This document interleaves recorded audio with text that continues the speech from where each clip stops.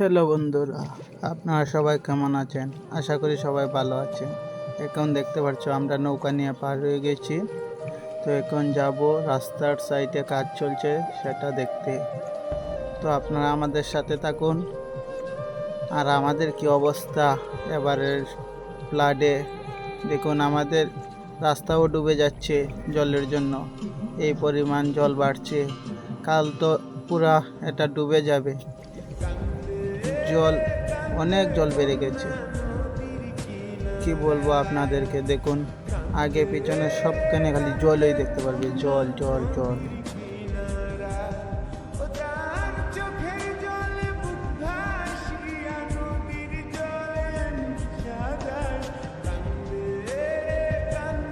দেখুন আমাদের রাস্তার পুরা সমান সমান হয়ে গেছে।